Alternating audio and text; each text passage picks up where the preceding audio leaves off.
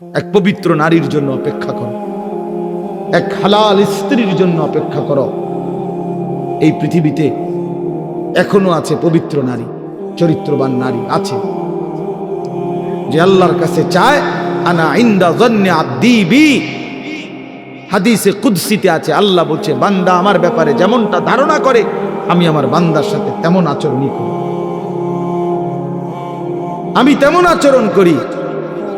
অতএব আমার বান্দা যদি দিল থেকে ইখলাসের সাথে নিজেকে পবিত্র রেখে গুনাহ থেকে মুক্ত রেখে যদি অপেক্ষা করে যে আল্লাহ আমি একজন সতী সাধ্বী নেককার চরিত্রবান নারী চাই, আল্লাহর কসম মিলেই যাবে,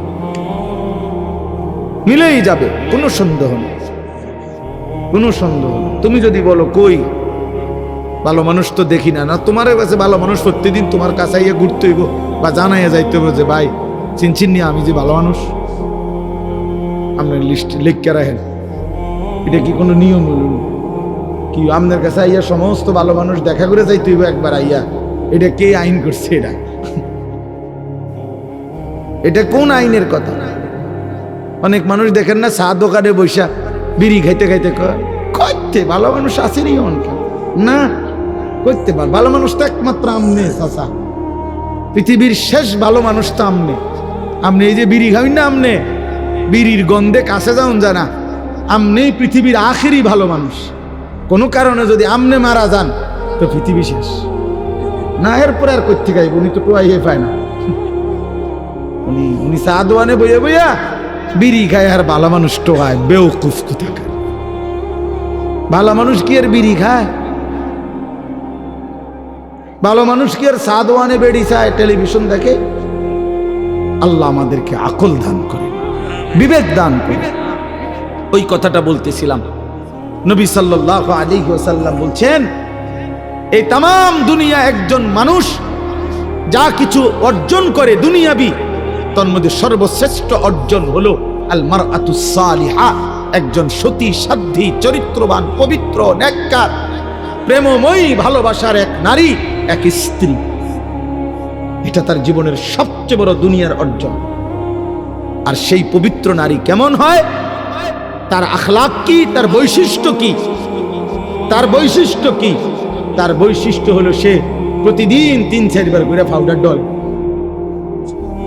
ফেয়ার এন্ড লাভলি ডলে না। আল্লাহ নবী সাল্লাল্লাহু আলাইহি সাল্লাম বলছেন এই পবিত্র নারী, সতী সাধ্বী নারী, চরিত্রবান নারীর একটা বৈশিষ্ট্য অতুইনু আলা দীনে যাওজিহা, যে তার স্বামীকে দ্বীনের কাজে সাহায্য করে, সহযোগিতা করে, দ্বীনের কাজে স্বামীকে আগে বাড়ায় দেয়। আল্লাহর কসম নবী বলছে ওই নারী পবিত্র নারী, চরিত্রবান নারী, সতী সাধ্বী নারী, ওই নারী যে পুরুষের কপালে জুটছে সেই পুরুষ দুনিয়ার শ্রেষ্ঠ সম্পদ অর্জন করছে, শ্রেষ্ঠ সম্পদ অর্জন করছে।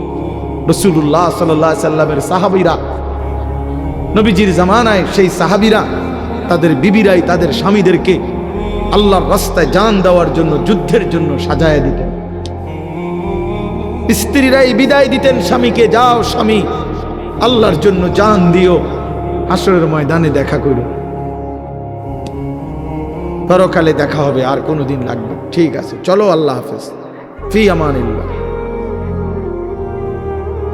হ্যাঁ, আমরা কিতাবে পড়ছি এক মুসলিম নারী, তিনি তার 4 সন্তানকে নিজে যুদ্ধের জন্য সাজায় দিছেন এবং 4 সন্তানই যুদ্ধে আল্লাহর রাস্তায় শাহাদাত বরণ করছে। আমরা কিতাবে পড়ছি নবীজির একজন মহিলা সাহাবী, ওনার 16 বছরের ছেলে কাফেররা বন্দী করে ওনার 16 বছরের ছেলেকে একটা একটা অঙ্গ, হাবিব ইবনে যায়েদ ওনার শরীরের একটা একটা অঙ্গ কাইটা কাইটা আলাদা আলাদা করছে। এরপরে বুটি বুটি করে, পিস পিস করে, গোশতের টুকরার মতো কইরা এরপরে আগুনে পুরাইয়া ছাই করে ফেলছে।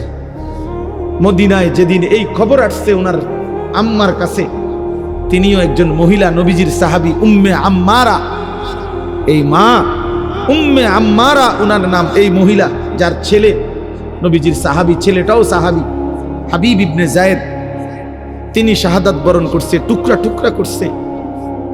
তো উম্মে আম্মারার কাছে যখন এই খবর আসছে যে মা তোমার সন্তান আল্লাহর জন্য জীবন দিছে, কালেমার জন্য জীবন দিছে, নবী সাল্লাল্লাহু আলাইহি সাল্লামের ভালোবাসায় জীবন দিয়েছে, কাইটা টুকরা টুকরা করে বুটি বুটি করে ফেলছে, কিন্তু তোমার সন্তান আল্লাহকে ছাড়ে নাই, রাসূলকে ছাড়ে নাই, কালেমাকে ছাড়ে নাই।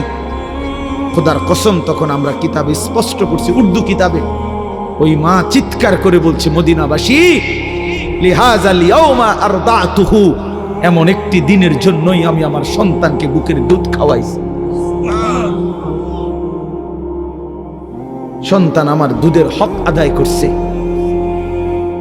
সন্তান আমার 2 বছরের দুধের হক আদায় করছে।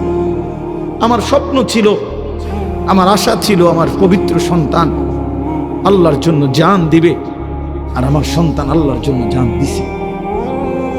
निकल जाए दम तेरे कदमों के नीचे, यही दिल की हसरत, यही दिल की आरज़ू है। এজন্য নওজোয়ান, আজ তোমরা ভুলে গেছো, আজ নারীর ফাঁদে জীবন দিয়ে দিছো, উলঙ্গ ছবির কাছে জীবন দিয়ে দিছো, মোবাইলের নর্তকীর কাছে জীবন দিয়ে দিছো, একটা সামান্য মেয়ের কাছে নিজের জীবন শেষ করে দিছো। ছি ছি ছি, পুরুষ এত কাপুরুষ হয় না।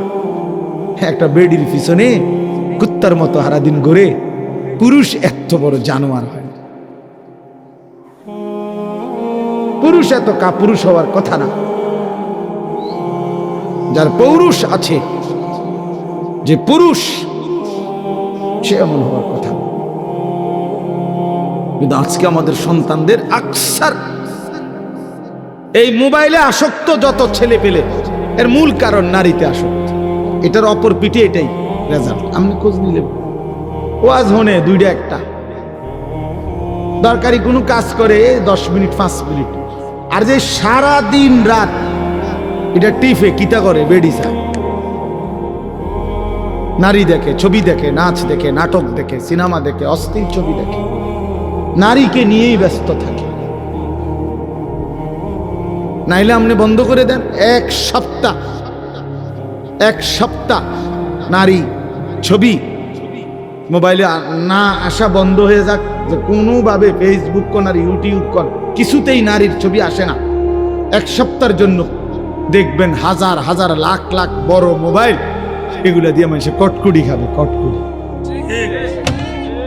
সম্পাপ্পি খাইব, সম্পাপ্পি চিনেন, সাদা সাদা সম্পাপ্পি, এইটি কটকুড়ি, অথবা পেঁয়াজ বেচবে, বাঙ্গারি মাল বেচে। এই জন্য এটা দরকার। প্রিয় বন্ধু, প্রিয় বাবা, বোঝা উচিত, একজন নারী অস্বীকার করার কোনো বিষয় না। পুরুষ যেমন আল্লাহর সৃষ্টি, নারীও আল্লাহর সৃষ্টি। নারীর প্রতি পুরুষের আসক্তি, পুরুষের প্রতি নারীর আসক্তি, এই আসক্তি, এই বন্ধন, এই প্রেম, এই ভালোবাসা, এই আন্তরিকতা, এই মহব্বত, এই হৃদয়ের টান, এটা যদি না থাকতো তো মানব প্রজন্ম আজকের এই পর্যন্ত আসতো না। মানুষের এই ক্রমধারা কি এখান পর্যন্ত আসতো? এক স্বামী স্ত্রীর পবিত্র বন্ধন, একে অপরের প্রতি অকৃত্রিম ভালোবাসা, স্বামী স্ত্রীর একান্ত মিলন। তো এইটুকুর বরকতে মহান আল্লাহর ইচ্ছায় প্রজন্ম এভাবে আগাইছে। তাহলে এটা তো দূষণীয় না, হালাল যেটা সেটা তো দূষণীয় না। রাসূলুল্লাহ সাল্লাল্লাহু আলাইহি ওয়াসাল্লাম বলছেন, পবিত্র স্ত্রী তার মুখে যদি কেউ খাবারের লোকমা তুলে দেয়, হাত্তা লোকমাতা ফি ইমরাআতিহি, নবীজি বলছেন কেউ যদি তার হালাল স্ত্রীর মুখে 1 লোকমা খাবার, একটা রুটি, সামান্য একটু খাবারও তুলে দেয়, আল্লাহ রাসূল সাল্লাল্লাহু আলাইহি ওয়াসাল্লাম বলছেন আল্লাহ তাআলা তাকে আল্লাহর রাস্তায় সাদাকা করার সওয়াব দান করেন। নবী সাল্লাল্লাহু আলাইহি ওয়াসাল্লাম বলছেন ওয়াফি বুদআ আহাদিকুম সাদাকা, পবিত্র স্বামী স্ত্রী যদি মিলিত হয় তো আল্লাহ তাআলা সেখানেও সাদাকার সওয়াব দান করে। সাহাবী জিজ্ঞেস করছে, ইয়া রাসূলুল্লাহ, মনের চাহিদা পূরণ করলেও সওয়াব হয়? আল্লাহর নবী বললেন, সেটা যদি ভিন্ন অনুমতি নাই এমন নারীর সাথে যদি পূরণ করে সেখানে কি গুনাহ হয়? তিনি বললেন, হ্যাঁ গুনাহ হয়। কয় তাহলে এখানেও নেকি। সেখানে গুনাহ হইলে এখানে নেকি হয়। এজন্য বন্ধু, আল্লাহ তাআলা প্রত্যেক নিষিদ্ধ বিষয়ের বিপরীতে বৈধ হালাল পন্থা আল্লাহ রাখছেন। যিনি মদ হারাম করেছেন তিনি মধু হালাল করেছেন, যিনি সুদ হারাম করেছেন তিনি ব্যবসা হালাল করেছেন, যিনি ভিন নারী দেখা হারাম করেছেন তিনি বিবাহ হালাল করেছেন। এমন কোনো বিষয় নাই বান্দার যেটা চাহিদা আছে অথচ সেই চাহিদা পূরণের বৈধ কোনো পন্থা আল্লাহ দেন নাই। খোদার কসম, এমন চাহিদা মানুষের মধ্যে নাই, এটা হতে পারে না। কারণ প্রতিটি চাহিদাও দিছেন আল্লাহ, সেই চাহিদা পূরণের হালাল পন্থা নির্ধারণ করে দিয়েছেন, সেটাও আল্লাহ করছে। আজকে অনেক মা বোন হয়তো পর্দার আড়ালে আছেন, শুনতেছেন, আপনাদেরকেও বলি, বেপর্দা নারী, বেহায়া নারী, বেহায়া কন্যা, তার বাস্তবিক অর্থে সামাজিক কোনো মর্যাদা নাই।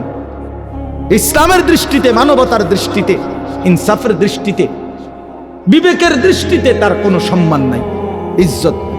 বেপর্দা নারী তো শোপিস, উপভোগের পণ্য। বেপর্দা নারী তো প্রদর্শনের বস্তু, প্রদর্শনের বস্তু, যে নিজেকে প্রদর্শন করে বেড়ায়।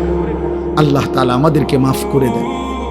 আল্লাহ আমাদের মা বোন, আমাদের কন্যা, যে সমাজের নারী বেপর্দা হয়, বিশ্বাস করেন ওই সমাজের সবচেয়ে বড় বিপদ হলো হালাল এবং পবিত্র পন্থা, হালাল এবং পবিত্র বিবাহ এবং হালাল এবং পবিত্র মানব প্রজন্ম তছনছ হয়ে যায়। আজকের ইউরোপ এই ব্যাধিতে আক্রান্ত, যখন অবাধ যৌনাচার, নারী পুরুষের অবাধ সহজ করে দিছে, আজকে তাদের বৈধ সন্তানের চাইতে অবৈধ সন্তানের পরিমাণই বেশি। আল্লাহ আমাদের সমাজ, আমাদের বংশধর, আমাদের প্রজন্মকে জিনা, ব্যভিচার, বেহায়া, বেপরদিগি, বেশরম এই জিন্দিগি থেকে হেফাজত করেন। বলে না আমি। চোখের সামনে ছেলেটা নষ্ট হয়ে যাচ্ছে, বাবার চোখে কোনো পানি নাই। চোখের সামনে মেয়েটা ৮-৭ কাপড় পরে রাস্তায় রাস্তায় ঘুরে, মায়ের চোখে কোনো পেরেশানি নাই, লজ্জাও নাই। এই বেটিও নির্লজ্জ, বেটির জিও নির্লজ্জ, দোনোটা বেহায়া বেটা। আমার মাও ইজ্জতওয়ালা, আমার কন্যাও ইজ্জতওয়ালা, আমার বিবিও ইজ্জতওয়ালা। আমার দাদিরে দেখছি কালো ঢিলে ঢালা বোরকা পরে, আমার মারেও দেখছি কালো ঢিলে ঢালা বোরকা পরে, আমার বিবিও কালো ঢিলে ঢালা বোরকা পরে, আমার কন্যাও কালো ঢিলে ঢালা বোরকা পরে। যে আখলাক আমার দাদির, সেই আখলাক আমার মার দেখছি, সেই আখলাক আমার বিবির, সেই আখলাক আমার কন্যা। আলহামদুলিল্লাহ। বলো মিয়া, ওই মা কিসের মা? যে মায়ের চোখের সামনে 16 বছরের মেয়েটা এতটা টাইট কাপড় পরে, একটা এফরনও নাই, একটা ঢিলে ঢালা কোনো পোশাক নাই, সে বোঝে না এই মহিলা যে তার মেয়েটারে রাস্তায় কে দেখবে। বেটি তুমি সিরা খাও, তুমি ভাত খাও না, তুমি বোঝো না তোমার মাইয়ারে দেখবে কে? রাস্তার লম্পট ছেলেরা দেখে কি মন্তব্য করবে? এটা কি বুঝার কিছু বাকি আছে? কেউ না বুঝার কিছু আছে এটার মধ্যে? তাহলে আপনি এই কথাটা, এই বাংলা কথাটা বুঝেন না আপনি? না না, মেয়ে শিক্ষিত হইতে আছে। আরে বাপরে, শিক্ষিত ইংরেজি কয়, কবিতা কয়, 2 little black birds sitting on a wall, one called Peter, one called Paul. 2টা কাউয়া বসছে একটা ওয়ালের উপরে, একটা কাউয়ার নাম হইল পিটার আর একটার নাম হইল পল। আমি বলি একটা কাউয়ার নাম হলো লোটা আর একটা কাউয়ার নাম হলো বদনা। এই হলো 2টা কাউয়া। এটাই তো অর্থ কবিতা। এটা অর্থ না, বলো না সিয়াম, এটার অর্থ কি? 2 little black birds অর্থ কি? ছোট 2টা কাউয়া সিটিং অন এ ওয়াল, ওয়ালে বইছে। আর তো কাউয়া ওয়ালে বইলে কি, সালে বইলে কি? তোমার কিতা, তোমার ফুতের কিতা? এটা কি শিখছে? এটা কি শিখলোটা কি? এনে কাউয়া বইছে বলে ওয়ালে। আর আমার ইমানদার সন্তান শিখবে কালেমা লা ইলাহা ইল্লাল্লাহ, লা ইলাহা ইল্লা, বলবে সারা কায়নাত কিচ্ছু নাই, আছে শুধু একজন, তিনি আমার আল্লাহ। अगरचे बुत हैं जमात की आस्तीनों में, मुझे है हुक्म खुदा ला इलाहा इल्ला। আল্লামা ইকবাল বলছে, শোনো ইমানদার কেমন হয়, যে তিনি বলেন মোমেন হবে সে মূর্তির স্তূপের উপরে যদি কাউকে দাঁড় করায় দেয়, মনে করেন মূর্তির স্তূপ দিয়া এটার উপরেও যদি কালেমাওয়ালা মোমেনকে দাঁড় করায়, মোমেন মূর্তির স্তূপের উপরে দাঁড়িয়েও বলবে লা ইলাহা ইল্লাল্লাহ। अगरचे बुत हैं जमात की आस्तीनों में, मुझे है हुक्म खुदा ला इलाहा इल्ला। আমি আমার আল্লাহকেই ডাকবো, আল্লাহকেই ডাকবো। এই জন্য ওই আগের কথা মনে রাখবেন, কোরআনের ভিত্তিতে ঐক্যবদ্ধ, হক যেটা সেটাই আমার গ্রহণযোগ্য। পৃথিবী যত আধুনিক হোক, আপনি আপনার স্ত্রীকে বেপর্দা বানাবেন না, আপনার মেয়েটাকে বেপর্দা দিয়েন না। বাপ, এই বাপ, স্ত্রী ছেলে মেয়ের বিষয়টা একটু স্পর্শকাতর। কেন? স্ত্রী ছেলে মেয়ের নাফরমানির কারণে, বিশ্বাস করেন এখানে একটু ঝামেলা হলে এটাই যে স্ত্রী এবং ছেলে মেয়ে যদি নাফরমান হয়, এর কারণে ওরাও গুনাহগার হয়, অভিভাবকও গুনাহগার হয়। এই ঝামেলা হইলে এনে, আজ যদি এমন হইতো তাই বেটিরটা তাই, আমারটা আমি, শুধু বাত এক লগে, বুঝেন না? এটা হলে ঝামেলা ছিল না, মাইয়ারটা মাইয়া, আমি বাপেরটা বাপ না, এখানেই ঝামেলাটা একটু বেঁচে। এখানে দায়িত্ব আল্লাহ নবী সাল্লাল্লাহু আলাইহি সাল্লাম বলছে, ফাররাজুলু রাইন আলা আহলি বাইতিহি, প্রত্যেক পুরুষ তার পরিবারের সদস্যদের ব্যাপারে জিম্মাদার, অহুয়া মাসউলুন আনহুম, খোদার কসম এটা বুখারী মুসলিমের হাদিস। আল্লাহ নবী বলছেন, পুরুষ তার এই স্ত্রী সন্তানের ব্যাপারে হাসরের ময়দানে জিজ্ঞাসিত হবে, কেন তাদের ঈমান গেল কোথায়, তাদের নামাজ গেল কোথায়, তাদের পর্দা গেল কোথায়, তাদের সেজদা গেল কোথায়, তাদের ইবাদত গেল কোথায়। এইটা যদি জিঙ্গাইতো না, যদি এমন হইতো বাবুরে জিটটা জি আমারটা আমি, ফুতেরটা ফুতে আমারটা আমি, তাহলে তে ঠ্যাঙ্গালগি দিয়ে আডুক আর ঠ্যাং নামাইয়া আডুক তারটা তে। কিন্তু এখানে তো ঝামেলা হইলো, আমারও তো জিগাইব। কথা বুঝছেন কিনা বলে? আমার স্ত্রীর ব্যাপারে তো আমারও কি করবে, জিজ্ঞাসা করবে। আমার ছেলের ব্যাপারে তো আমারই জিজ্ঞাসা করবে, আমার মেয়ের ব্যাপারে তো আমারই জিজ্ঞাসা করবে। যদি এই মুআমালা না হতো তো ছেড়ে দিতাম, যা পিছা দিয়ে ফির, তোর কপালে তুই যা, আমার কপালে আমি। কিন্তু এখানে ঝামেলা হতো হলো তার নাফরমানির কারণে তো আমিও আটকায় যাব। এই জন্য আমরা কোরআন সুন্নাত ইলমের কথা বলি, এটাই শেষ কথা। কেন মাদ্রাসাগুলো চিৎকার করে? মাদ্রাসা আপনাদের কাছে আখিরাতের কথা বলে, মাদ্রাসা আপনাদেরকে ঈমানের কথা বলে, মাদ্রাসা আপনাদেরকে পরকাল স্মরণ করায়া দেয়, মাদ্রাসা জাতির সবচেয়ে বড় খেদমত করে, উম্মতের আখিরাত সাজায়া দেয়, উম্মতের পরকাল সাজায়া দেয়। এই জন্য আজীবন সবার কাছে অনুরোধ, ছেলেরা বাবারা মাদ্রাসাকে ভালোবাসেন, মাদ্রাসাকে ভালোবাসেন, মাদ্রাসার পক্ষে থাকবেন, মাদ্রাসার পক্ষে থাকবেন, মাদ্রাসার জন্য দোয়া করবেন, মাদ্রাসার জন্য দান সদকা করবেন, মাদ্রাসায় নিজের সন্তানকে দিন শিখতে দিবেন। আল্লাহ তাআলা এই দেবিদ্দার দারুল উলুম মাদ্রাসা কবুল করে নেন। আমার প্রিয় শ্রদ্ধেয় হযরত মাওলানা আবু তাহের সাহেব দামাত বারাকাতুহুম আলিয়া, দেবিদ্দারের সমস্ত আলেমদের মধ্যে, মুরব্বীদের মধ্যে উনি একজন অন্যতম মুরব্বী আলেম। দেবিদ্দারের বিভিন্ন দ্বীনি সংগঠন, দ্বীনি কার্যক্রমের মধ্যে প্রথম সারিতে যাদের নাম, তিনি একজন। আলহামদুলিল্লাহ, সবসময় আমগরে মহব্বত করে, স্নেহ করে, যার কারণে ওনার ছেলে বশির, সে আমারে অনেক মহব্বত করে।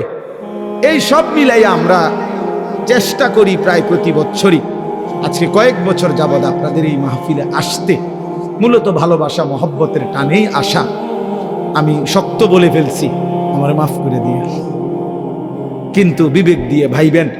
আপনার পরিবার হয়তো একদিন মনে পড়বে লোকটা বলছিল, বড় শক্ত করেই বলছিল, তাহলে এই জন্য কথা গুরুত্ব দিলে বরকত হবে। ছেলেরা নামাজ পড়ো বাপ, আখলাক ঠিক রাখো, আখলাক ঠিক রাখো। নারী, ছবি, অস্থিরতা, মোবাইলের এই উলঙ্গপনা, বেহায়াপনার মধ্যে এমন সুন্দর জীবন, এমন সুন্দর যৌবন, প্রিয় বন্ধু আমার, সাথী আমার, দোস্ত আমার, নষ্ট করে দিও। ভুল হবে তাইলে। আল্লাহ তাআলা প্রতিটা সন্তানকে দ্বীনের পথে থাকার চলার তৌফিক দান করেন, কবুল করেন। আজকের মাহফিলকে বরকতময় করেন। সুবহানাল্লাহি ওয়া বিহামদিহি, সুবহানাকাল্লাহুম্মা আলহামদুলিল্লাহি রাব্বিল আলামিন। আল্লাহুম্মা আনতাস সালাম ওয়া মিনকাস সালাম, তাবারাকতা ইয়া যাল জালালি ওয়াল ইকরাম, ইয়া আরহামার রাহিমিন, ইয়া আরহামার রাহিমিন, ইয়া আরহামার রাহিমিন। রব্বানা যালামনা আনফুসানা ওয়া ইল্লাম তাগফির লানা ওয়া তারহামনা লানাকুনান্না মিনাল খাসিরিন। রব্বানা আতিনা ফিদ দুনিয়া হাসানা। প্রিয় বন্ধু, প্রিয় বাবা, বোঝা উচিত একজন নারী অস্বীকার করার কোনো বিষয় না। পুরুষ যেমন আল্লাহর সৃষ্টি, নারীও আল্লাহর সৃষ্টি। নারীর প্রতি পুরুষের আসক্তি, পুরুষের প্রতি নারীর আসক্তি, এই আসক্তি, এই বন্ধন, এই প্রেম, এই ভালোবাসা, এই আন্তরিকতা, এই মহব্বত, এই হৃদয়ের টান, এটা যদি না থাকতো তো মানব প্রজন্ম আজকের এই পর্যন্ত আসতো না। মানুষের এই ক্রমধারা কি এখান পর্যন্ত আসতো? এক স্বামী স্ত্রীর পবিত্র বন্ধন, একে অপরের প্রতি অকৃত্রিম ভালোবাসা, স্বামী স্ত্রীর একান্ত মিলন। তো এইটুকুর বরকতে মহান আল্লাহর ইচ্ছায় প্রজন্ম এভাবে আগাইছে। তাহলে এটা তো দূষণীয় না, হালাল যেটা সেটা তো দূষণীয় না। রাসূলুল্লাহ সাল্লাল্লাহু আলাইহি ওয়াসাল্লাম বলছেন, পবিত্র স্ত্রী তার মুখে যদি কেউ খাবারের লোকমা তুলে দেয়, হাত্তা লোকমাতা ফি ফি ইমরাআতিহি, নবীজি বলছেন কেউ যদি তার হালাল স্ত্রীর মুখে এক লোকমা খাবার, একটা রুটি, সামান্য একটু খাবারও তুলে দেয়, আল্লাহ রাসূল সাল্লাল্লাহু আলাইহি ওয়াসাল্লাম বলছেন আল্লাহ তাআলা তাকে আল্লাহর রাস্তায় সাদাকা করার সওয়াব দান করেন। প্রসঙ্গক্রমে নওজোয়ান ছেলেরা এটা মনে রাখো বাপ, এক নারী এবং নারীর প্রতি আসক্তি, এইটা তো একটা মৌলিক মানুষের স্বভাবজাত বিষয়, যে মানুষের অস্তিত্বের ভিতরে আল্লাহ তাআলা এটা দিয়েছেন। কিন্তু সেইটা কেউ যদি নেককার স্ত্রীর জন্য অপেক্ষা করে আর আল্লাহর কাছে দোয়া করে আর নেককার স্ত্রী, চরিত্রবান স্ত্রী মিলে, আল্লাহর কসম, তো পৃথিবীতেই তার ঘরে, তার জীবনে জান্নাতের সুখ বিরাজ করে। আর বন্ধু চরিত্রহীন লম্পট হয়ে দিন রাত নারী ছবি, অশ্লীলতা, বেহায়াপনা, অসভ্যতা, বেহায়া বেপর্দা কোনো নারীর পিছনে ঘুরে, ছবিতে হোক আর বাস্তবে হোক, যে চরিত্রহীন লম্পট তার জীবন শেষ করে দিছে, খোদার কসম আল্লাহর ওয়াদা আছে ওই খবিস ও চিরেই তার জন্য বিবি মিলবে আরেকটা খবিস। আর সেদিন মনে থাকবে, মনে রাখবেন প্রিয় ছেলে, মনে রাখো সেদিন তোমার সংসার হবে জাহান্নামের টুকরো, জাহান্নামের টুকরো। এজন্য নারী দুধারী, নারী এমন তরবারি যে তরবারির দুই দিকে ধার। নারী যদি চরিত্রবান হয়, নেককার হয়, পবিত্র হয়, সতীসাধ্যী হয়, পর্দানসীন হয়, সে নারী জান্নাত, সে নারীর সংসার জান্নাতের সুখ। আর নারী যদি চরিত্রহীন হয়, বেহায়া হয়, বেপর্দা হয়, চরিত্রহীন, অসভ্য হয়, খোদার কসম ওই নারী তোমার জীবনের জন্য জাহান্নামের আগুন। এই জন্য তুমি মনে রাখো বন্ধু, আজকের এই চরিত্রহীনতা আগামী দিনে তোমাকে এর সুদ দিতে হবে। এটা স্পষ্ট আছে কিতাবে, আমার কাছে আরবি কিতাব আছে। ইমাম শাফিঈ রাহমাতুল্লাহ আলাইহি বলছেন, আয-জিনা কারজুন, জিনা ব্যভিচার, বিবাহ বহির্ভূত নারীর সাথে, মেয়ের সাথে যে কোনো রকমের সম্পর্ককে জিনা বলে। জিনা ব্যভিচার শুধু লজ্জাস্থানের জিনা না, বিবাহ বহির্ভূত। হাসো, হাসলে ভালো, কারণ কিছুটা প্রতিবন্ধী যারা হয় তারা হাসে, যাদের মানসিক সমস্যা, ব্রেনে ডিস্টার্ব, সে গুনাহের কথা বললেও তার হাসি আসে যে আমারই তো কইতেছে, তখন সে বুঝে যে আমি অসভ্যরই তো কইতেছি। বুঝেন নাই? তখন এটা বুঝাই যায় যে সে যে কিছুটা প্রতিবন্ধী, এটা তখন বোঝা যায়। বুঝছেন? তো এই জন্য বললাম যে এইটা আজ-জিনা কারজুন। ইমাম শাফিঈ রাহমাতুল্লাহ আলাইহি বলছে, বিবাহ বহির্ভূত নারীর সাথে যে কোনো রকমের সম্পর্ক, যে কোনো রকমের কথা বলা, চোখে দেখা, ছুঁয়ে দেখা, তার সাথে চলা, তার সাথে দিনের পর দিন রাত সম্পর্ক রাখা, পার্কে, রেস্তোরাঁয়, বিনোদন কেন্দ্রে তাকে নিয়ে ঘুরতে যাওয়া ইত্যাদি, যেই কোনো রকমের, বলে না আমি ধরিও নাই ছুঁইও নাই, শুধু কথা বলতাম, এটাও জিনা, এও ব্যভিচারী, এও খবিস। আর আল্লাহর ওয়াদা, ইমাম শাফিঈ বলছে এটা একটা করজ। জিনা একটি করজ, করজ ঋণ, তোমাকে সেই ঋণ শোধ দিতে হবে।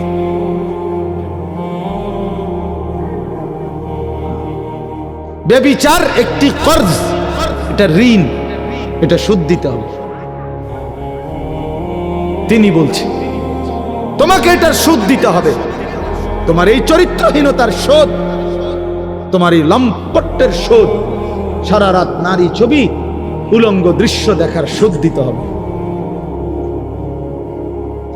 এটা মনের একটা ছেলে হলো যদি কেউ বুঝে থাকো তো মনে রাখো, এর শোধ দিতে হবে। তুমি অচিরেই তোমার জীবনে একটা খবিস মিলবে, সেই খবিস তোমার জীবনটা তখন জাহান্নামের টুকরা বানায় ফেলবে। বেপর্দা নারীর হাসি হাসি না, এটা আগুন।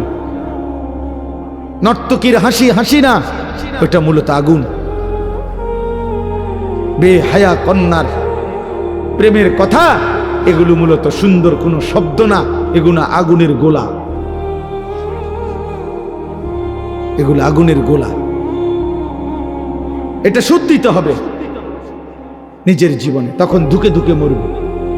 রাস্তার বেড়ি দেখুন, আর মোবাইলের নারী দেখা, আর নিজের বউ 6 নম্বর হওয়া, 3 নম্বর বেড়ি হওয়া, হ্যাঁ অনেকটা ডিফারেন্স। ওই মানুষের জীবনে আর কোনোদিন সুখ মেলে না যে একটা চরিত্রহীন নারী, অসৎ নারী, অসৎ নারী। আপনারা যদি নাও জানেন, আমরা তো জানি, কারণ আমরা যে হুজুর মানুষ, আমগোর কাছে তো হাজারো মানুষ, শত শত মানুষ নিজের ব্যক্তি জীবনের বহু কথা বলে, দোয়া চায়, তা আমরা তো শুনি কি বলে, কি বলে। বাহিরের মানুষ তো মনে করে হাসতেছে, স্বামী স্ত্রী একই ভক্সি গাড়ি দিয়া যায় প্রতিদিন, একই অফিসে অফিস করে, আবার সন্ধ্যা হলে ফিরে, একই ভবনে থাকে 3 বছর, 7 বছর, 5 বছর। পৃথিবী জানে তারা স্বামী স্ত্রী, কিন্তু পরিষ্কার পুরুষের বক্তব্য হলো, না হুজুর, আজকে 7 বছর আমরা মূলত বিচ্ছিন্ন, কিন্তু লজ্জায় কাউকে বুঝতে দেই না, একসাথেই বের হই, একসাথেই ঘরে ঢুকি, আলাদা থাকি।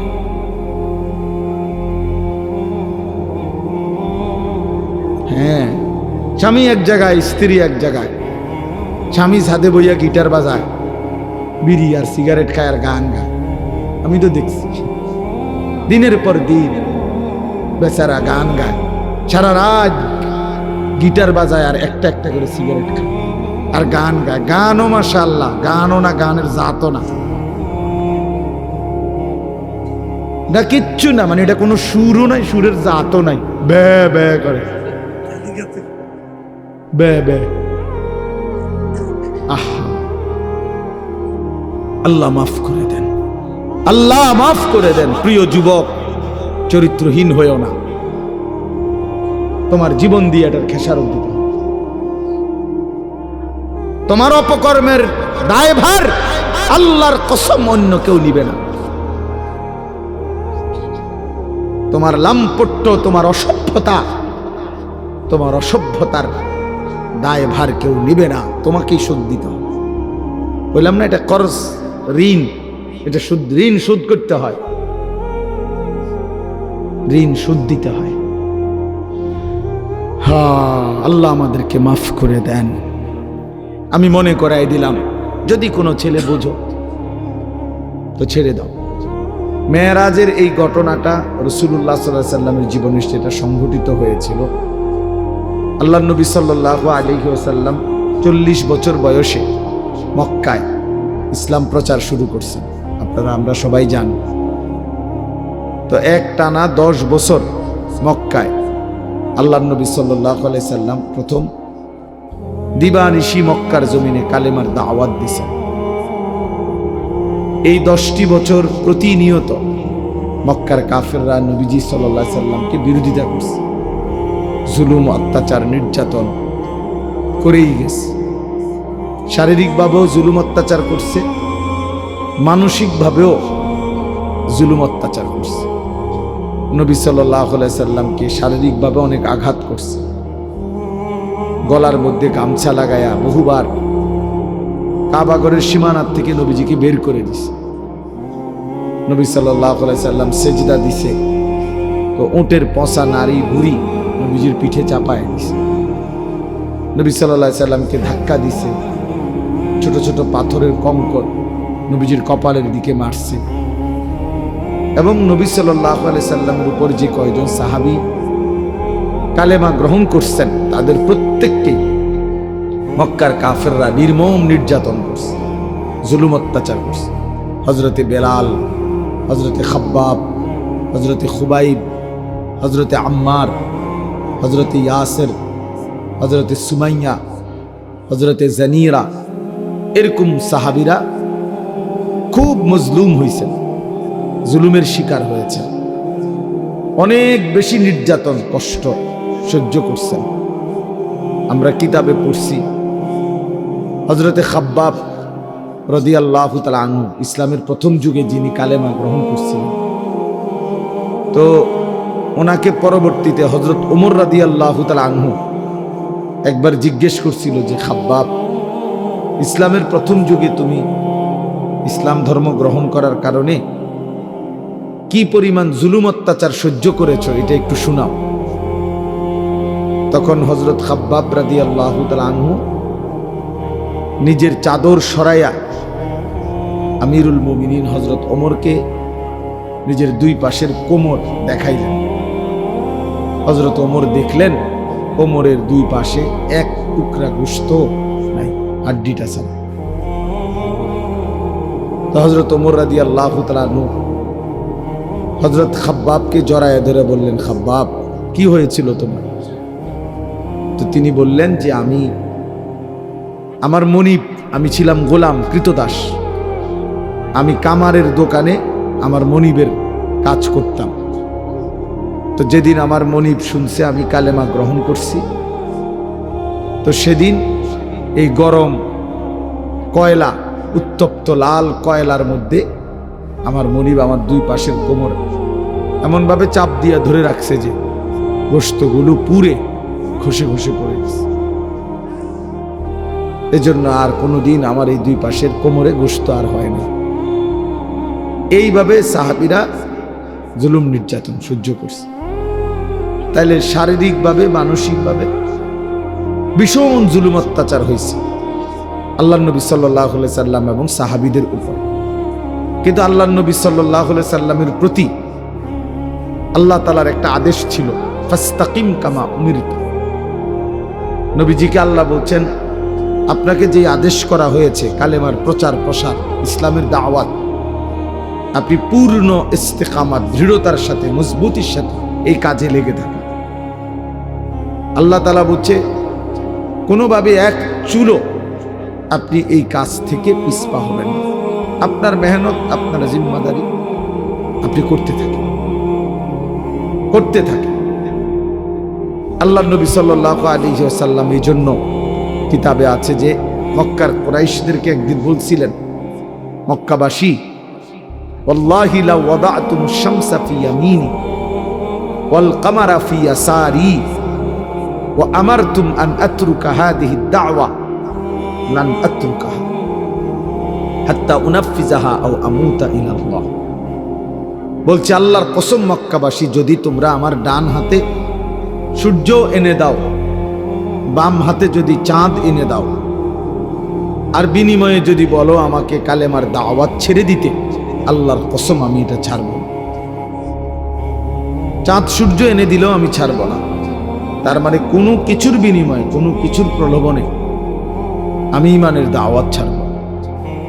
আমি আমার এই ফিকির, আমার এই মেহনত, আমার এই জিম্মাদারি আমি ছেড়ে দেব না। হাত্তা উনাফিজাহা, হয়তো এটা জমিনে বাস্তবায়ন হবে, অথবা আও আমুতা ইলাম, আমি মৃত্যুবরণ করে শহীদ হয়ে আমার আল্লাহর কাছে ফিরে যাব। এর বিকল্প কোনো সুরত আমার কাছে নাই। সমঝোতার, আপোষের কোনো সুরত নেই, সুরত নেই। হক বাতিলের ঐক্য হয় না, গোমরা আর ইমানদারের মাঝে ঐক্য হয় না। আমাদেরও বিভিন্ন সময় বিভিন্ন কিছু বলে মানুষ, যে ঐক্যবদ্ধতার অনেক কিছু বলে, কিন্তু সব কিছু বলে দুনিয়াবি বর্তমান পৃথিবীর আধুনিক গণতান্ত্রিক দৃষ্টিকোণ থেকে। এই জন্য আমাদের ঐক্যের ভিত্তি গণতান্ত্রিক ভিত্তিতে না, ঐক্যের ভিত্তি হবে ঈমান আকীদার ভিত্তিতে। এটা জরুরি। এখানেই দৃষ্টি, যত কথাই বলুক আম করে যে হুজুররা ঐক্য চায় না, ঐক্য করে না, এগুলো শুনতে পারবে, বলতে পারবে না, কিন্তু লাভ হবে না। ঈমান এবং আকীদার বিচ্যুতি যার সাথে, তার সাথে ঐক্য হয় না, তার সাথে ঐক্য হয় না। যার সাথে আমার বিশ্বাসের প্রশ্নে দ্বন্দ্ব, যার সাথে আমার ঈমানের প্রশ্নেই দ্বন্দ্ব, তার সাথে আমার ঐক্য হবে কিভাবে? কিভাবে হবে? এজন্য আল্লাহ নবী সাল্লাল্লাহু আলাইহি সাল্লাম বলছেন, আপনারা জানেনও এটা, মক্কার কাফেররা নবীজিকে প্রস্তাব দিছিল যে মুহাম্মদ কিছু সময় তুমি আমগো দেবতার পূজা করো, কিছু সময় আমরা তোমার আল্লাহর ইবাদত করি। নাউজুবিল্লাহ। আল্লাহ বলছেন না, বলে দেন, কুল ইয়া আইয়ুহাল কাফিরুন লা আ'বুদু মা তা'বুদুন, হে কাফের সম্প্রদায়, তোমরা যার ইবাদত করো আমি তার ইবাদত করি না। ওয়ালা আনতুম আবিদুনা মা আ'বুদ, আবার আমি যার ইবাদত করি তোমরা তার ইবাদত করো না। কাজেই এখানে বিশ্বাসের বিষয়। আমি আল্লাহকে মানি, তোমরা কুফরিকে, মূর্তিকে মানো। তাহলে এখানে মৌলিক ভিত্তিতে দ্বন্দ্ব, তাহলে তোমার সাথে আমাদের ঐক্য হবে কেন? এজন্য ঐক্যের ভিত্তি ঈমান, ঐক্যের ভিত্তি কোরআন।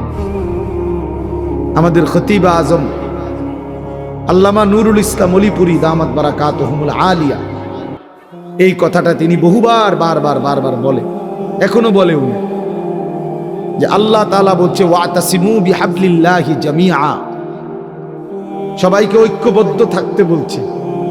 কিন্তু এই বিহাবলিল্লাহ উনি বলেন যে কিসের ভিত্তিতে ঐক্যবদ্ধ থাকতে বলছে সেইটা বলেন না কেন?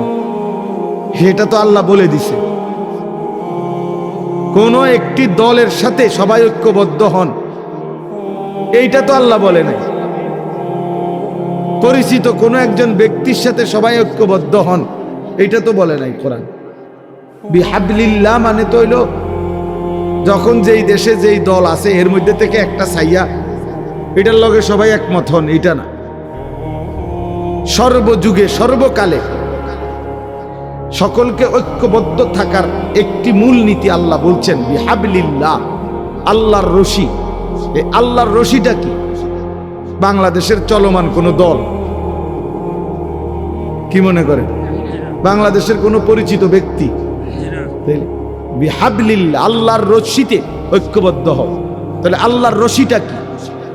সরাসরি আমাদের নবী সাল্লাল্লাহু আলাইহি সাল্লাম হাদিসের মধ্যে এটা তাফসিরে স্পষ্ট বলে দিয়েছেন, হাবলুল্লাহ হুয়াল কোরআন, আল্লাহর রশি হলো কোরআন। আল মামদুদু মিনাস সামাই ইলাল আরদ, সাত আসমানের ঊর্ধ্ব থেকে সাত তবক জমিন পর্যন্ত বিস্তৃত যে কোরআন, যে দ্বীন, এই কোরআনের ভিত্তিতে ঐক্যমত। কোরআন যেটাকে হক বলে সেটাতে তুমি একমত থাকো, কোরআন যেটাকে বাতিল বলে সেটাকে তুমি বাতিলই মনে করো, কোরআন যেটাকে জায়েজ বলে সেটাকেই তুমি জায়েজ মনে করো, কোরআন যেটাকে হারাম বলে সেটাকেই তুমি হারাম বলো।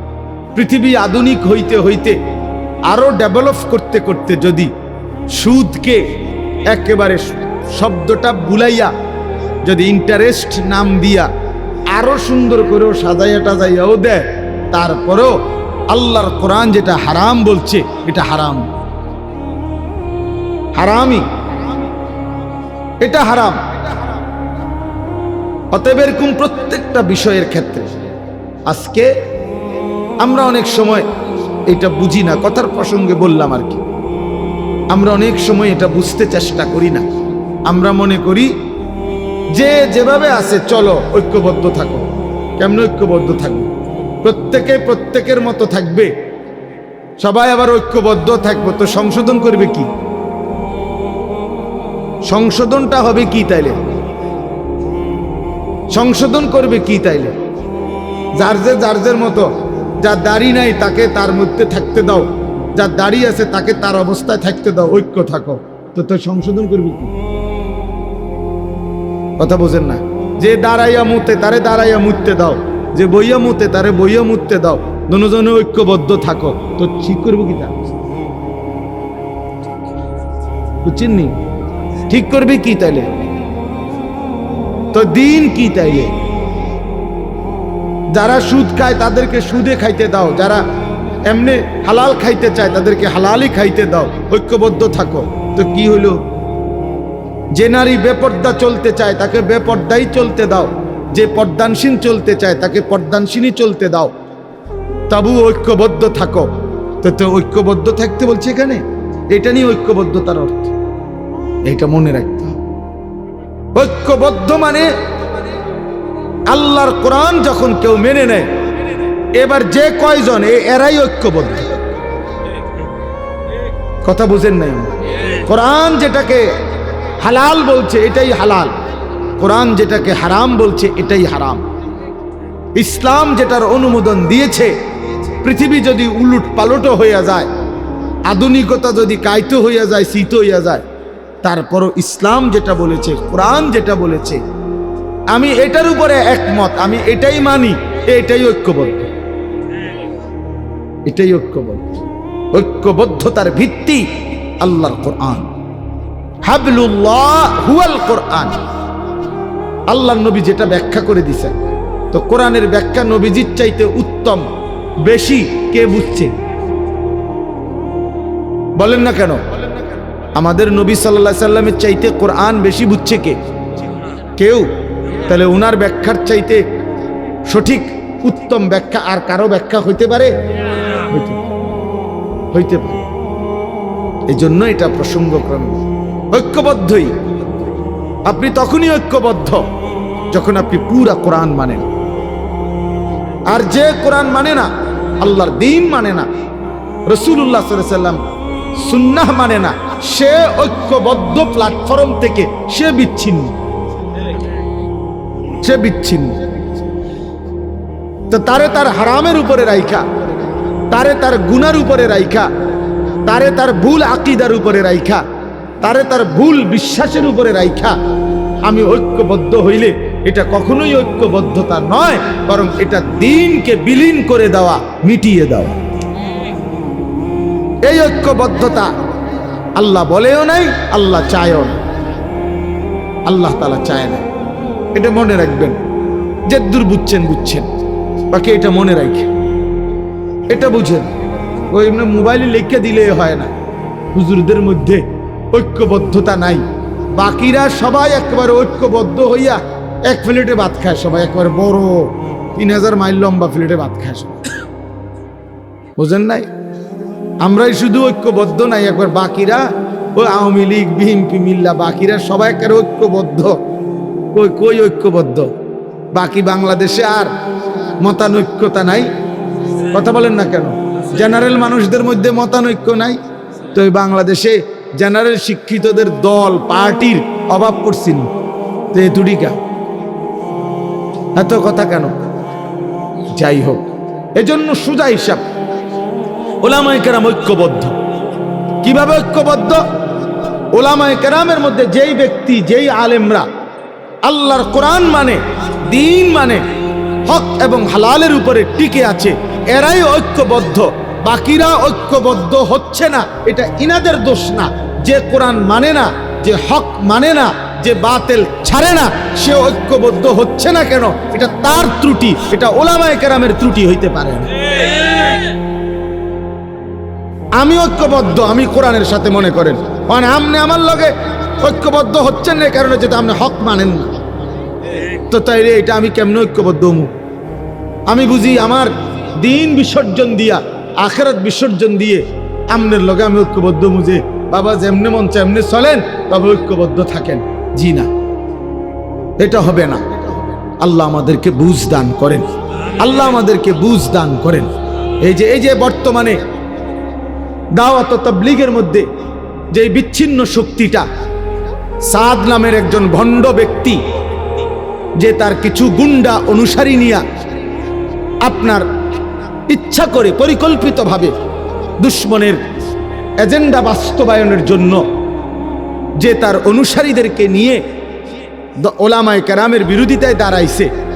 এখন সাংবাদিকরা অথবা জেনারেল শিক্ষিতরা যতই বলুক যে আপনারা ঐক্যবদ্ধ হয়ে যান, এক হয়ে যান, না এক হবে না, তো কোনো দিনও না এক হবে না। কারণ আমাদের স্পষ্ট বক্তব্য হলো সাদের আকীদা, কথাবার্তা সম্পূর্ণ কোরআন সুন্নাহ বিরোধী।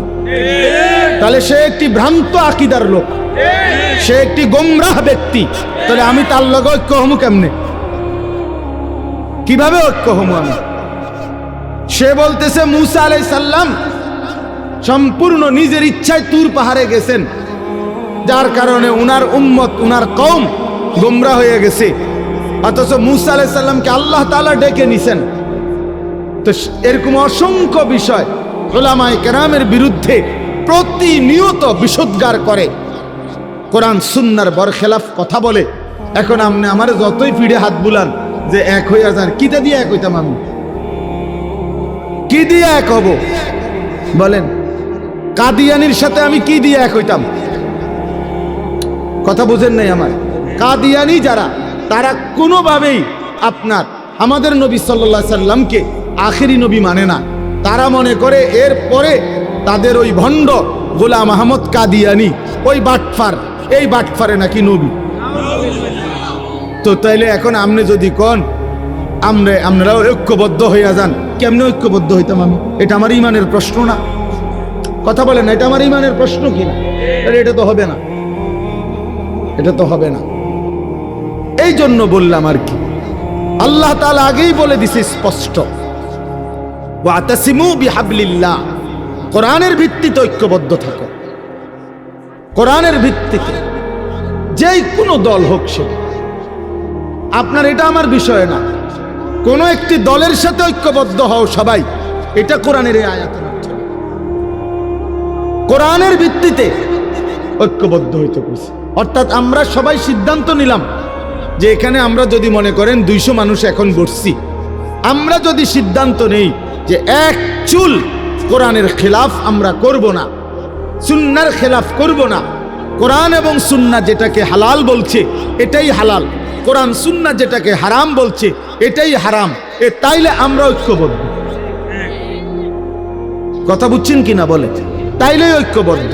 তাহলে ঐক্যবদ্ধ হওয়ার জন্য একটা মাপকাঠি, একটা মূল নীতি আল্লাহ বলছে কিনা, তো ওইটার মধ্যে আইতেই আমি, নাইলে কিছুই করার নাই, নাইলে কিছুই করার। হাদিসের মধ্যে আছে, এই প্রসঙ্গটা এই কথাটা বলে শেষ করি। হযরত হুযাইফা নবী সাল্লাল্লাহু আলাইহি সাল্লামের একজন সাহাবী ছিলেন, বিখ্যাত সাহাবী। উনি একদিন বলছেন নবীজিকে, ইয়া রাসূলুল্লাহ সাল্লাল্লাহু আলাইহি ওয়াসাল্লাম, জীবন চলার পথে যদি কোনোদিন ঈমান ইসলামের উপরে টিকে থাকতে গিয়ে আমি যদি আমার সাথে আর কেউকে না পাই, আর কেউ নাই আমার সাথে, আমি একা হয়ে পড়লাম, কেউ আমার সাথে পুরা দিন মানতে রাজি না, যদি কখনো এমন হয় তখন আমি কি করব? আল্লাহর নবী সাল্লাল্লাহু আলাইহি সাল্লাম বলছেন, ওয়ালাউ আন তাআদ্দা বিআসলি শাজারাতিন, প্রয়োজনে তুমি গাছের গোড়ালি শিকড় কামড়াইয়া ধরে রাখবা, তারপরও একা হলেও দ্বীনের উপরে অটল থাকবে। তো তুমি ঐক্যবদ্ধ, তুমি একজন, ওই তুমি ঐক্যবদ্ধ কিসের ভিত্তিতে? কথা বলেন না কেন? ওই জন্য এটা মনে রাখবে যে না আর সম্ভব না, পুরা সমাজ পুরা দেশ পুরা মহল্লা টেলিভিশন কিনে লাইছে, আর আমি একজন শেষ এই পুরা 30 ঘর মানুষের মধ্যে আমার এই একটা ঘরে আর টেলিভিশন না কিনা, আর আমি একজন আর কি করুন, থাক বাদ দাও, আমিও কিনে লাই। বুঝছেন নি আপনি কথাটা? এটা নি কথা, এটা নি ইসলামের কথা না। প্রয়োজনে তুমি একাই মাটি কামড়াইয়া ধরে রাখো, তো তুমি ঐক্যবদ্ধ। আরো আশ্চর্য শুনবেন, ইব্রাহিম আলাইহিস সালাম, উনি এই যে ইব্রাহিম নবী, উনি কয়জন?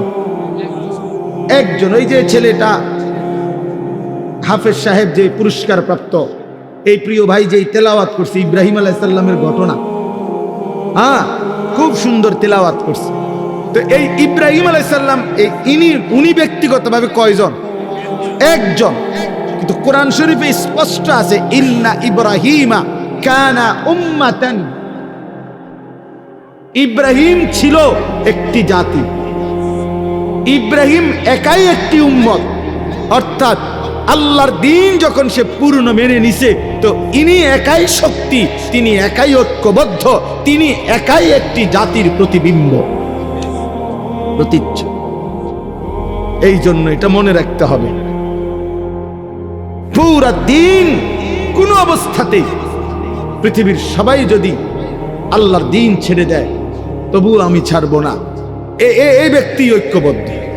এবার বাকিরা ধীরে ধীরে এখানে এসে ঐক্যবদ্ধ হইতে হবে, ধীরে ধীরে নাহকের লগে ঐক্যবদ্ধ হইলে হবে না। আল্লাহ আমাদেরকে বুঝার তৌফিক দান করেন।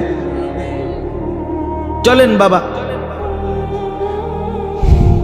বলতেছিলাম আল্লাহ তাআলা আমাদের প্রিয় নবী সাল্লাল্লাহু আলাইহি ওয়াসাল্লামকে এই দায়িত্ব তিনি আদায় করছেন। তিনি বলছেন, আমি এক চুলো আমার কালেমার দাওয়াত থেকে বিচ্যুত হব না। কোনো প্রলোভনে নবীজি আপোষ করে নাই, সমঝোতা করে নাই, বরং তিনি বলছেন আমি একা হই, কিন্তু আমি একাই আমার আল্লাহর কালেমার দাওয়াত দিতেই থাকব। 10 বছর পরে আল্লাহ নবী সাল্লাল্লাহু আলাইহি সাল্লামের চাচা আবু তালেব তিনি ইন্তেকাল করছেন। নবীজির বয়স তখন 50। তার 5 দিন পরে বা 7 দিন পরে নবীজির স্ত্রী আম্মাজান খাদিজা রাদিয়াল্লাহু তাআলা আনহা তিনি ইন্তেকাল করছেন। এই নবুয়তের 10ম বছর নবীজির দুইজন আপনজন ইন্তেকাল করছেন। একজন বাহিরে নবীজিকে আগলাইয়া রাখতেন আবু তালেব, আর আরেকজন ঘরে আদর সোহাগ ভালোবাসা দিয়ে আগলাইয়া রাখতেন তিনি প্রিয়তমা স্ত্রী খাদিজা রাদিয়াল্লাহু তাআলা আনহা।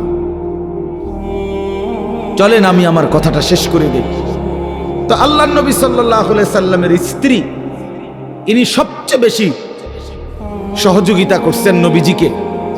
25 বছর বয়সে নবী সাল্লাল্লাহু আলাইহি সাল্লাম তাকে বিয়ে করছেন, আর নবীজির বয়স যখন 50 তখন খাদিজা রাদিয়াল্লাহু তাআলা আনহা ইন্তেকাল করছেন। তো এই 25টা বছর নবীর যৌবনের মূল সময়ে তিনিই ছিলেন নবীজির স্ত্রী, এবং 40 থেকে 50 নবুয়তের এই 10টা বছর পরম যত্নে আল্লাহর নবীকে আগলাইয়া রাখছেন আম্মাজান খাদিজা নবীজির স্ত্রী। অনেক বেশি সহযোগিতা করছে, নিজের জান মাল, নিজের সবটুকু ভালোবাসা সহযোগিতা মক্কায় সবচেয়ে বেশি দিছেন এই স্ত্রী খাদিজা রাদিয়াল্লাহু তাআলা আনহা। এজন্য আল্লাহও তাকে সম্মান করছেন, কারণ এই গোটা কায়নাতের মধ্যে সর্বপ্রথম কালেমাওয়ালা এই স্ত্রী খাদিজা রাদিয়াল্লাহু তাআলা নবীর হাতে প্রথম কালেমা গ্রহণ করছে। নবীজির দ্বীনের কাজে প্রথম সহযোগিতা করেছেন এই নারী খাদিজা রাদিয়াল্লাহু তাআলা আনহা।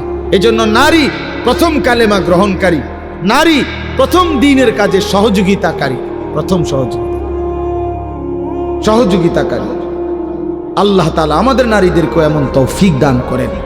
তো বললাম যে আমরা আল্লাহ নবী সাল্লাল্লাহু আলাইহি সাল্লাম এরপরে নবুয়তের 10ম বৎসরের পরে আল্লাহ নবী সাল্লাল্লাহু আলাইহি সাল্লামের উপরে জুলুম অত্যাচার তীব্র বেড়ে গেছে। নবীজি পার্শ্ববর্তী তায়েফ নগরীতে এরপরে গেছেন কালেমার দাওয়াত দিতে। 11 বছরের সময় সেখান থেকে একটা লোকও কালেমা গ্রহণ করে নাই। নবীজি ফিরে চলে আসছেন তায়েফের কাফেররা পাথর মেরে অকাতরে আল্লাহ নবী সাল্লাল্লাহু আলাইহি সাল্লামকে বিতাড়িত করে দিছে। নবীজি রক্ত মাখা দেহ নিয়ে মক্কায় ফিরে আসছেন। এই সংক্ষেপ কথা হলো, নবীজি যখন তায়েফ থেকে ফিরে আসছে, তখন মক্কাবাসী নবীজিকে খুব বেশি বিদ্রুপ করছে যে মুহাম্মদ, আজকে 11টি বছর তুমি আমাদের দ্বারাও নির্যাতিত, আমরাও তোমারে বিতাড়িত করলাম, আবার তুমি তায়েফ গেলা, তায়েফেও কেউ তোমার কালেমা গ্রহণ করলো না, বাচ্চারাও তোমারে শেষ পর্যন্ত পাথর মারলো। এখন তুমি যে বলতেছো তোমার আল্লাহ আছে, আল্লাহ তোমারে ভালোবাসে, আল্লাহ তাআলা তোমারে মহব্বত করে, তোমার ইজ্জত কই, সম্মান কই, কই তোমার আল্লাহ? এইভাবে বিদ্রুপ করলে, ব্যঙ্গ ঠাট্টা মস্কারি করতে লাগছে।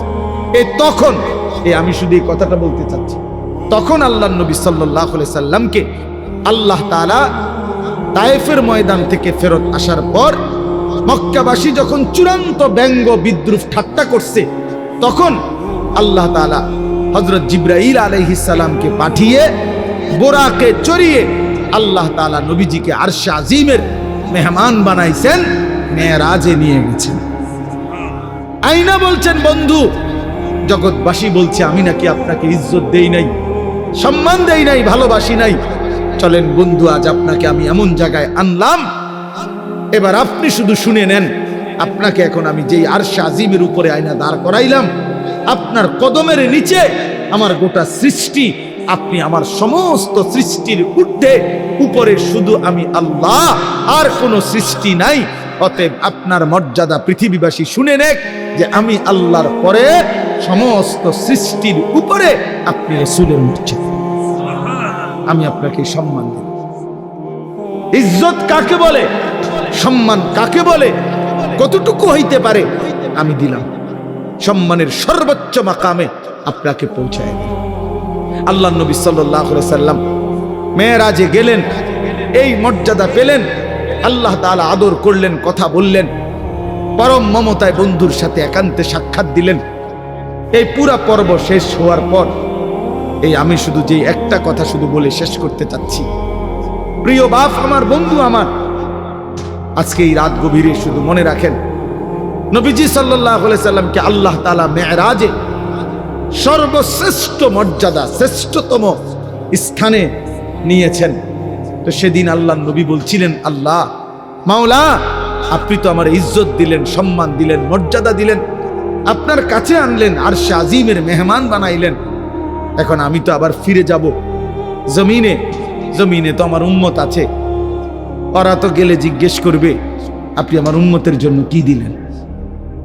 আমার আবু বকর তো নিচে আছে, ওমর, ওসমান, আলী, আমার ফাতেমা, আমার হাসান, আমার হুসাইন, আমার সাহাবীরা, তা আপনি আমার উম্মতের জন্য কি দিলেন? আমি তো আমার সম্মান দিলেন, আমার জন্য উম্মতের জন্য কি দিলেন? তখন আল্লাহ পাক রব্বুল আলামিন বলছেন, বন্ধু আমি জানি আপনি বলবেন, আপনি উম্মতের জন্য যে চাইবেন এটা আমি জানি। আপনি একমাত্র এমন নবী যে জীবনের কোনো মুহূর্তে উম্মতকে ভোলেন নাই, কখনোই ভোলেন নাই। আজ মেরাজে এই আরশে আজিমে আপনি ভুলবেন না, এটা আমার জানা আছে। এই জন্য আমি আল্লাহ গত 11টি বছর, প্রিয় ভাই এই শেষ কথাটা মনোযোগ দিয়ে শুনেন, গত 11টি বছর আমি আল্লাহ এই কোরআন নাজিল করছি আপনার উপরে। কত আহকাম, কত আয়াত জিব্রাইলের মাধ্যমে আমি জমিনে পাঠাইছি, কিন্তু বন্ধু বিশ্বাস করেন 11টি বছর আমি আল্লাহ একটি আমল আমি নিজের কাছে রাখছিলাম। আমার সিদ্ধান্ত ছিল যেদিন আপনাকে আমি এই সর্বশ্রেষ্ঠ মর্যাদার মাকামে আনবো, সেদিনই আমি আপনাকে আপনার উম্মতের জন্য সর্বশ্রেষ্ঠ আমল আমি আল্লাহ আমার কুদরতি হাতে আপনার হাতে তুলে দেব। আর সেটাই আজকের এই হাদিয়া, আর সেই হাদিয়াটাই হলো 5 ওয়াক্ত নামাজের হাদিয়া। আজ আপনার মর্যাদার চূড়ান্ত সর্বশ্রেষ্ঠ স্থানে আপনাকে আনলাম, আর আপনার উম্মতের জন্য যে আমলটা দিলাম এটাও সর্বশ্রেষ্ঠ আমল। অতএব প্রিয় বন্ধু আমার, এবার আপনি শুধু এই কথাটাই বুঝেন, 5 ওয়াক্ত নামাজ দোস্ত নওজোয়ান, 5 ওয়াক্ত নামাজ এটা মেরাজের হাদিয়া, আরশে আজিমের হাদিয়া, মহান আল্লাহ পাকের স্বহস্তে দেওয়া হাদিয়া। নবীজির যেদিন মর্যাদার চূড়ান্ত মাকামে আল্লাহ নিছেন, সেদিন সর্বশ্রেষ্ঠ আমল আল্লাহ তাআলা হাদিয়া হিসাবে দিলেন। অতএব আল্লাহর প্রতি যার ভালোবাসা আছে, মেরাজের প্রতি যার ভালোবাসা আছে, নবীজির প্রতি যার ভালোবাসা আছে, আল্লাহর কসম 5 ওয়াক্ত নামাজ তার জীবনে বাধ্যতামূলক। যে জীবনে 5 ওয়াক্ত নামাজ নাই, সে আল্লাহকে চিনে না, সে রসুলকে চেনে না, সে ইসলামকেও চেনে না। তার কোনো আল্লাহ বলতে কিছু নাই, তার কোনো রসুল বলতে কিছু। তুমি মূলত মুসলিম নামের এক লেবাসদারি ধোঁকাবাজ। তুমি এক প্রতারক। যে মনে করছো মুসলমান মানে শুধু আইডি কার্ডে লিখলে হয়। তুমি ভাবছো শুধু জন্ম নিবন্ধন সনদে লিখলে ধর্মের পাশে ইসলাম এতেই চলবে। না বাপ, হাসরের ময়দানে আইডি কার্ড নিবে না, কবরে জন্ম নিবন্ধন সনদ নিবে না, সেজদা নিবে, সেজদা, হিসাব হবে সেজদার। এজন্য আজকে এই রাতে আপনাদের কাছে আমার অনুরোধ, দয়া করে মেহেরবানি করে রাসূলুল্লাহ সাল্লাল্লাহু আলাইহি ওয়াসাল্লামের এই পবিত্র মেরাজ, আল্লাহ তাআলা যেদিন তাকে সর্বোচ্চ সম্মান দিয়েছেন, সেদিন আল্লাহ 5 ওয়াক্ত নামাজ নবীজির হাতে তুলে দিয়েছেন। কেন আপনারা, আমরা, প্রিয় ভাই আমার, এই যে কয়েকজন বসছেন, ইনসাফের সাথে বলেন, 5 ওয়াক্ত নামাজ যাদের ছুটে যায়, কেন ছুটে গেল বাপ? আরে মনিব যে চেনে না, বানানেওয়ালা চেনে না, সৃষ্টিকর্তাকে যে চেনে না, যে তাকে আদর করে লালন পালন করে গোটা কায়নাত দিয়ে, ওই মালিককে যে চেনে না, আল্লাহর কসম তার চাইতে মূর্খ, নাদান, গণ্ড মূর্খ আর কেউ হইতে পারে না।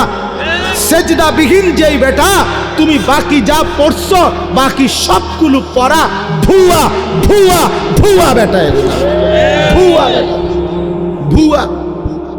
বাকি এগুলো সারাও বেটা দুনিয়া মিলে বেটা, দুনিয়ার সবগুলো পড়া, কিচ্ছু না পড়লেও মূর্খ, বকলম, নাম দস্তখত করতে জানে না, টিপসই দেয়, এমন বেড়াও দুনিয়া ভাত খায়, ঘুম যায়, পেশাব পায়খানা করে, বিয়া করে, বাচ্চা কাচ্চা হয়, টাকা পয়সা হয়, কোটি কোটি টাকার মালিক হয়, ক্ষমতাও দেখায়, নেতাগিরিও দেখায়, মাতবরিও দেখায়। হ্যাঁ, কি শিখলা 12 বছর? এই বাবা সন্তানকে কি শিখাইলেন?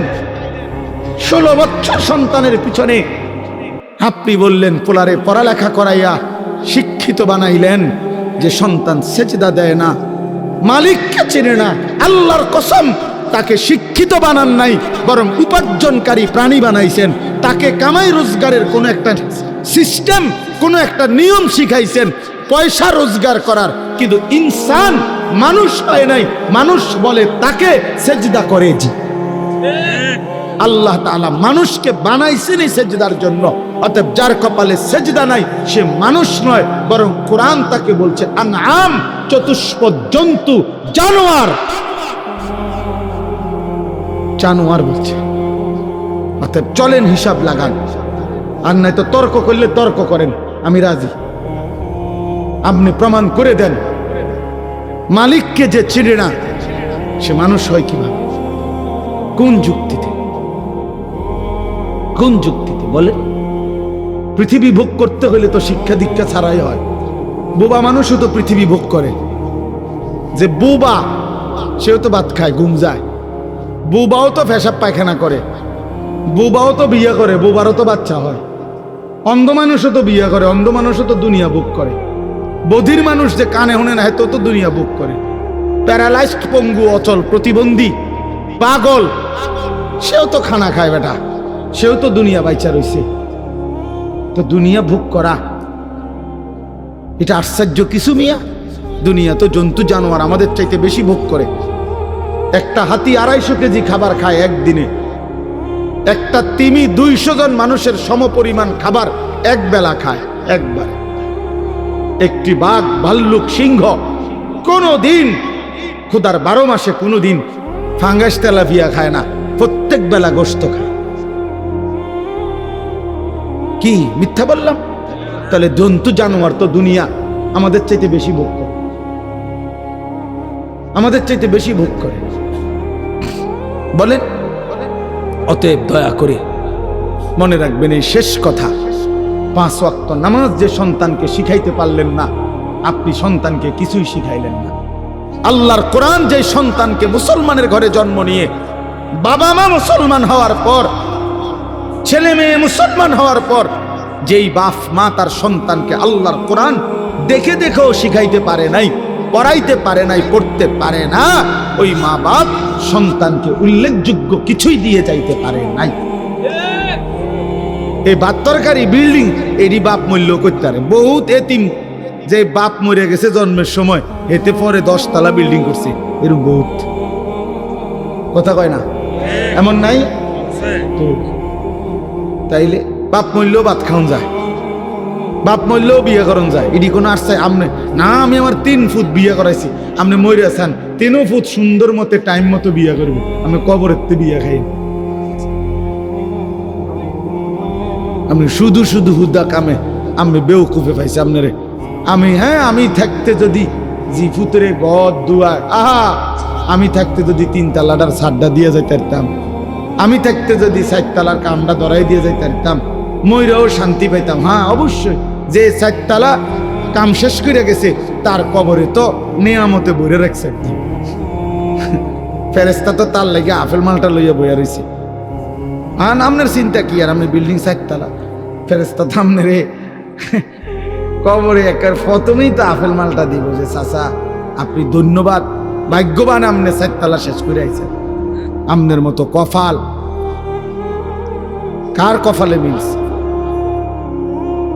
ওটা বিল্ডিং এর হিসাব দেয়, ফুতের হিসাব দেয়, ভাত তরকারির হিসাব দেয়, খাট পালং আর সোফা ফার্নিচারের হিসাব দেয়। হুজুর আল্লাহর রহমতে আপনাকে দোয়ায় জিফুতের লাগিয়া দেবীর দ্বারে 10 শতক জাগা লইছি, আমি নিজে থেকে কাম ধরাইছি।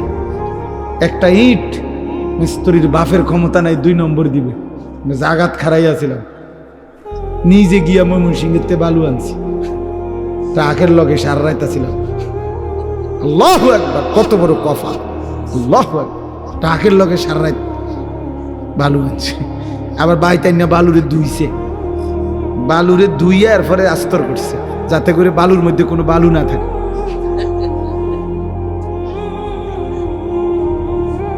বালুর মধ্যে যাতে কি না থাকে, কোনো বালু যাতে না থাকে, এটা ধুইয়া লইছে।